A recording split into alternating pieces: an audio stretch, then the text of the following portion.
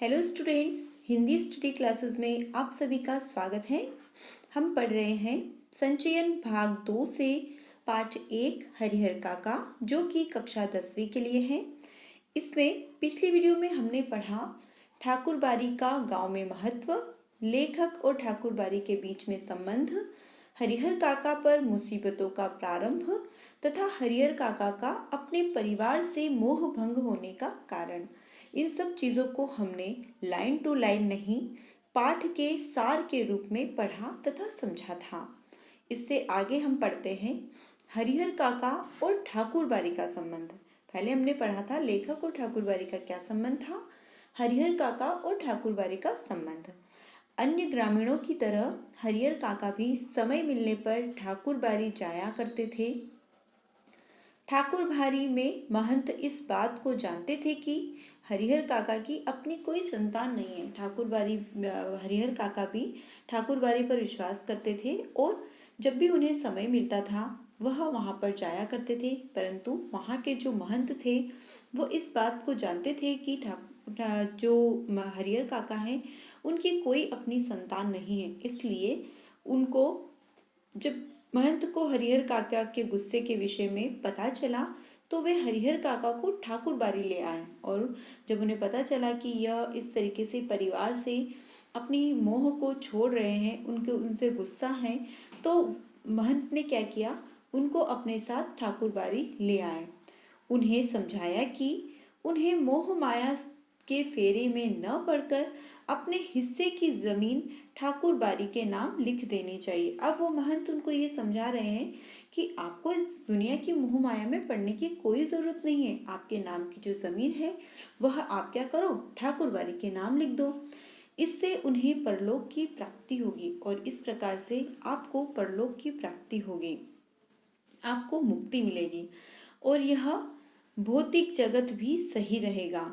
इस बीच हरिहर काका की खूब खातिरदारी की जाती रही। अब जब तक उन्होंने अपनी ज़मीन को किसी के नाम नहीं किया, ठाकुरबाड़ी के नाम नहीं किया, तब तक महंत जी ने भी उनकी बहुत अच्छे से खातिरदारी की। उन्हें तरह तरह के स्वादिष्ट व्यंजन परोसे गए, उनका पूरा मान सम्मान किया गया। महंत ने उन्हें समझाया कि यदि वे अपनी जायदाद को ठाकुरबाड़ी के नाम करेंगे तो इससे लोगों के बीच उनका मान सम्मान बढ़ जाएगा। अब वो उनको ये समझा रहे हैं कि जब आप अपनी जो ज़मीन जायदाद है वो सारी ठाकुरबाड़ी के नाम लिख दोगे तो समाज में आपकी नाम और इज्जत भी बढ़ जाएगी। आगे है हरिहर काका की घर वापसी। अब हरिहर काका वापस अपने घर को लौट आते हैं। हरिहर काका जब घर छोड़कर गए थे तो उनके भाइयों को इस बात का पता नहीं चला था। जब वे लोग खाली हाल से लौटे तो उन्हें सारी बातें पता चली। उन्हें यह भी पता चला कि ठाकुरबाड़ी में हरिहर काका को प्रलोभन दिए गए हैं। अब जब हरिहर काका घर छोड़ के गए थे तो उनके बच्चों को, उनके भाइयों के बच्चों को कुछ भी पता नहीं था। परंतु जब वो वापस लौट के आए खेत खलियान से, तब उनको ये पता चला कि ठाकुरबाड़ी में जो महंत थे वह भी उनको क्या कर रहे हैं, प्रलोभन दे रहे हैं।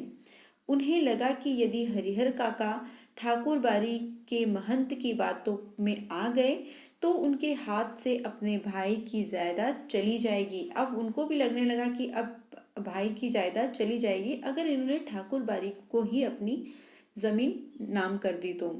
भाइयों ने अपनी अपनी पत्नियों को इस बात के लिए बहुत बुरा भला कहा कि उनके कारण उनके बड़े भाई घर छोड़कर चले गए। इसके बाद वे लोग ठाकुरबाड़ी गए और अपने भाई से वापस चलने की विनती की। बड़ी मुश्किल से हरिहर काका यहाँ घर जाने के लिए राजी हुए। घर पहुँचते ही घर के सभी सदस्यों ने अपने व्यवहार के लिए उनसे क्षमा मांगी और उनकी खूब सेवा की, जिससे हरिहर काका घर न छोड़े। इतनी खातिरदारी देखकर हरिहर काका को भी लगा कि अपने तो आखिर अपने ही होते हैं। उनका दिल घर के सदस्यों के लिए पसीज गया। अब हरिहर काका के साथ उनको ये पता नहीं चल रहा था कि उनके साथ कौन धोखा कर रहा है, महंत जी धोखा कर रहे हैं कि उनके घर परिवार वाले धोखा कर रहे हैं। क्योंकि जब महंत जी ने वहां जाकर उनको समझाया बुझाया तो उन्होंने भी अपनी जायदाद उनके नाम करने के लिए कहा और उसके लिए उन्होंने उनकी खूब सेवा की। जब उनके भाइयों को ये पता चला तो उन्होंने उनसे अनुनय विनय किया और उनको घर लाकर उनके साथ भी बहुत अच्छा व्यवहार किया। तब हरिहर काका को लगा कि घर वाले तो घर वाले ही होते हैं, मेरे यही अपने हैं। गांव में तरह तरह की चर्चाओं को बल। अब गांव में क्या हुआ, अलग अलग प्रकार की चर्चाएं चलने लगी, लोग अलग अलग प्रकार की बातें बनाने लगे। हरिहर काका द्वारा घर छोड़कर एक रात के लिए ठाकुर बाड़ी में रहने और उनके भाइयों द्वारा अनुनय विनय करने पर वापस घर जाने वाली बातें गांव में फैल चुकी थी। इस बीच लोगों ने तरह तरह की बातें भी शुरू कर दी थी, जैसे हरिहर काका को अपनी सारी जायदाद ठाकुरबाड़ी के नाम लिख देना चाहिए, इससे उनका नाम अमर हो जाएगा। कुछ लोग की राय इसमें भिन्न थी। वे सोचते थे कि हरिहर काका को अपने हिस्से की जायदाद अपने भाइयों के नाम कर देनी चाहिए। जब भी कोई बात होती है तो जो लोग होते हैं वह अपने अपने तरीके से अलग अलग बातें बनाते हैं, अलग अलग राय बनाते हैं। तो गांव के जो लोग थे उनको जब इस सारी घटना का पता चला तो उन्होंने भी अपने अपने हिसाब से अलग अलग राय बनाए। कुछ लोग कहते हैं कि हरिहर काका को अपनी सारी जायदाद ठाकुरबाड़ी को दे देना चाहिए, जिससे उनका मान सम्मान इज्जत बढ़ेगी, उनका नाम होगा। कुछ लोग कहते हैं कि उनको अपनी सारी जायदाद अपने भाइयों के नाम कर देनी चाहिए, क्योंकि उनकी सेवा तो वही कर रहे हैं। मन की उलझन और हरिहर काका की लेखक से मंत्रणा। अब उनके मन में घोर उलझन पैदा हो गई। लोग अलग अलग राय देते हैं, अलग अलग सलाह देते हैं, जिसकी वजह से हमारा मन बहुत ही उलझनों में फंस जाता है।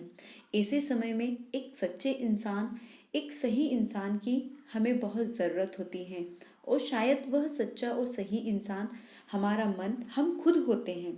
जब हम कोई भी निर्णय अपनी मन की शक्ति से बहुत ही अच्छे से सोच समझकर करते हैं तो हम सही ही निर्णय लेते हैं। इसके साथ ही जो हमारा सबसे अच्छा और ईमानदार दोस्त होता है या मित्र होता है, सखा होता है, वह हमें बहुत अच्छे से इन चीज़ों के बारे में समझा सकता है। लेखक एक दिन हरिहर काका ने अपने मन की उलझन लेखक को बताई। अब इतने टाइम से लेखक को हरिहर काका कुछ भी नहीं बता रहे थे। वह उनके बेटे के समान था, परंतु वह उनसे कुछ कह नहीं रहे थे। आज हरिहर काका ने अपनी सारी उलझन लेखक को बता दी। लेखक को लगा कि हरिहर काका उलझन के कारण सही निर्णय नहीं ले पा रहे हैं।